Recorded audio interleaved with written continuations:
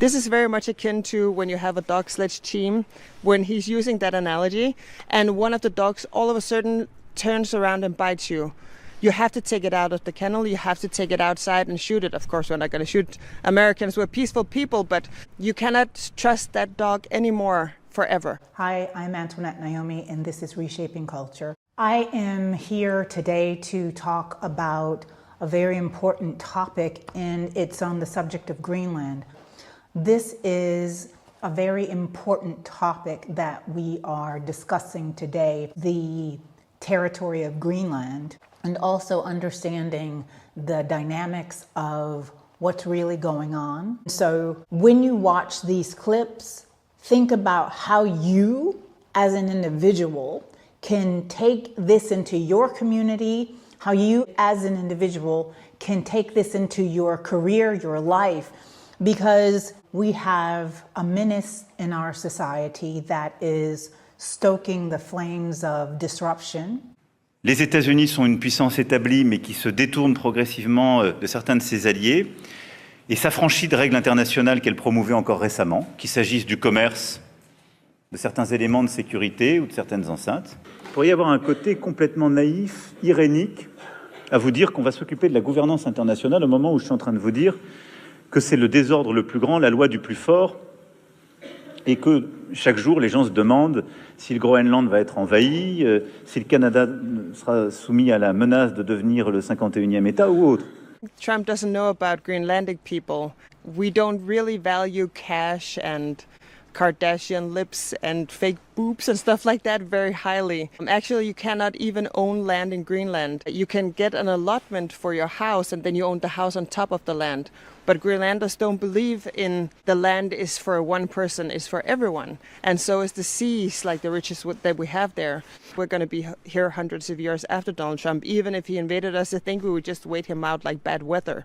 Everyone here knows that the weather decides. If we get a storm, we may have to hunker down for a day or two, and we will hunker down for a year or two, or even 10 years or 20 years, and then we'll go back to Denmark as soon as Trump and his likes were gone. There are so many individuals that are looking for a solution so that it can be a continuous, friendly exchange for the Greenlandic population, the Inuit tribe, that is the long-standing people of Greenland. They are within the kingdom of Denmark, and they have been so for the past 400 years. In our Western world, it is a strategic move for us to be able to figure out ways so that we can align in a way that we can expand as individual countries and as individual entities. NATO was formed in 1949 under the guise of knowing that we as a people have the right to have protected space, and that alliance came together to fortify the protective space of the people under that treaty alliance. We are dealing with rogue individuals that have a lot of stake in taking things from those that already possess them. And when we look at colonialism, from the Americas to India to Africa to various parts of the world, our world has been colonized. From Indonesia, we have gotten to a space as a collective where we no longer have been controlled by the great powers that want to expand and usurp their power in other territories. Those things are becoming more dangerous. If we pretend as citizens that those things are just jokes, oh, we can laugh it off. Yes, we may be able to allow ourselves to wait out this storm, but we have to become informed. We have to be global citizens, citizens that actually pay attention to our Earth as a collective, as opposed to our nation. Arctic security can only be achieved together. And this is why the proposed additional tariffs are a mistake, especially between long-standing allies. The European Union and the United States have agreed to a trade deal last July. And in politics, as in business, a deal is a deal. And when friends shake hands, it must mean something. We consider the people of the United States not just our allies, but our friends. And plunging us into a downward spiral would only aid the very adversaries we are both so committed to keeping out of the strategic landscape. So our response will be unflinching, united and proportional. Nous sommes dans un monde qui se dérègle. Les instances du multilatéralisme fonctionnent de moins en moins bien. Nous évoluons dans un monde de grande puissance avec une vraie tentation de se partager le monde. Et je crois que ce qui s'est passé durant les derniers mois ou parfois les derniers jours n'a rien enlevé à ce constat. You know you've lost in 2026 when Republicans in the United States House of Representatives are openly talking about impeaching the President of the United States if he invades Greenland, as one was quoted today in the press. So let us be clear. Mr. President, Greenland is not for sale. Greenland is not for war. Greenland is not to be invaded. Greenland is for the Greenlandic people and our NATO allies, and we in the House of Representatives stand with our allies. So you have been duly warned, Mr. President. The American people want the Epstein files, not Greenland.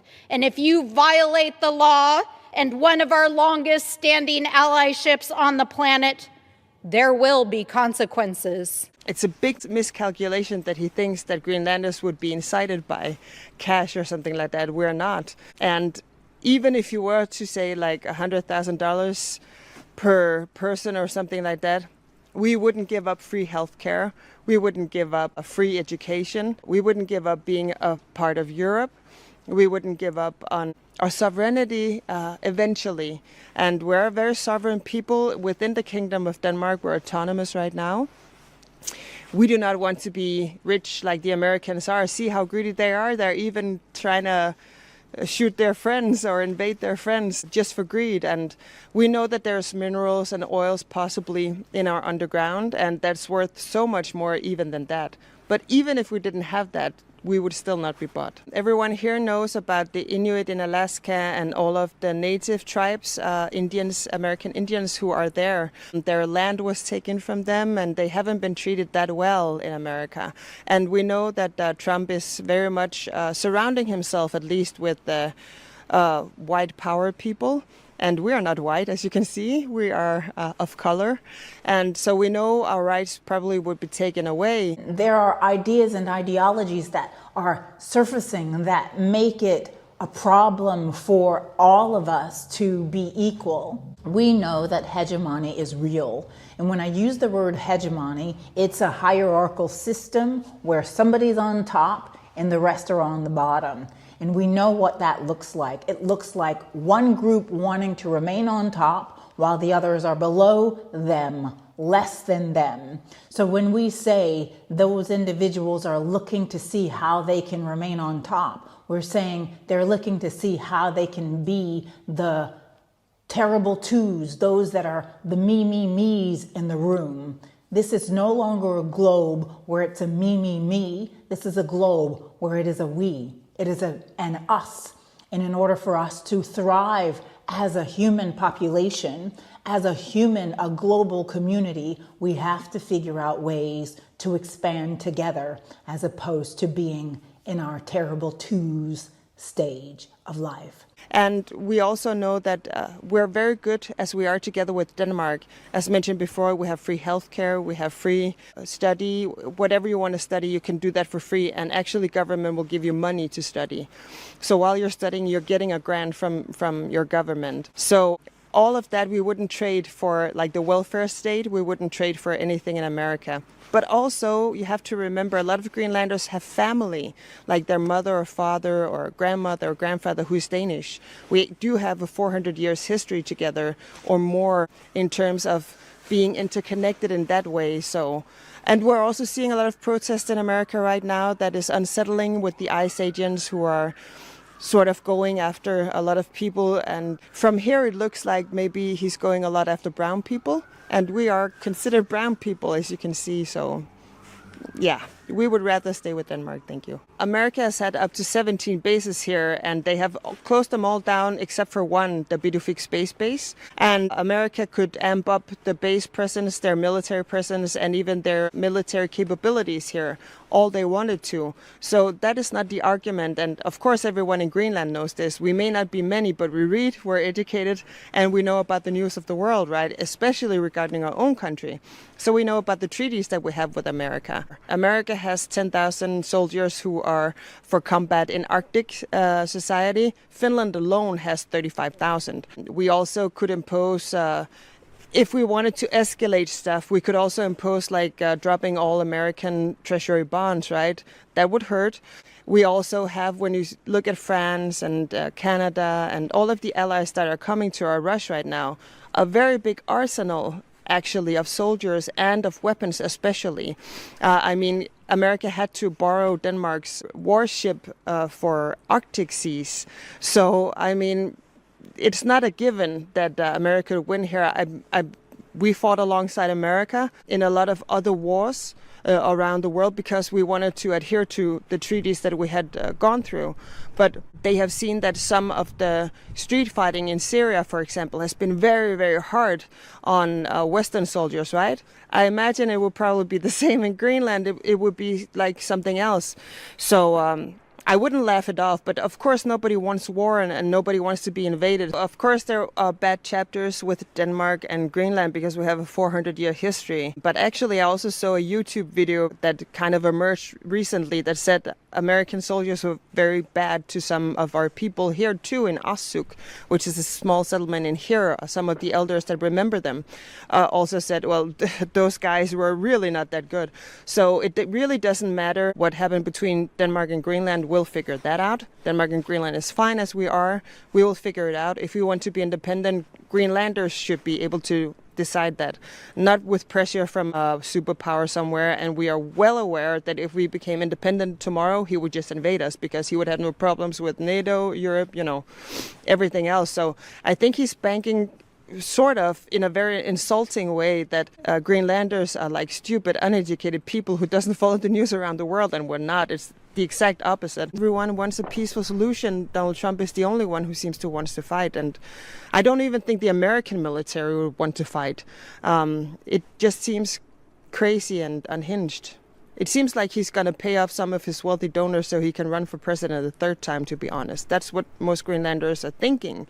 I wish you the very best, and I say to you, be good to yourself and be good to one another, and expand beyond the box of YouTube, the box of Instagram, TikTok, and hair tutorials and makeup tutorials and whatever entertainment, and look at our globe and see how can we as a people come together and use our emphasis for the greater good of all. Peace and blessings.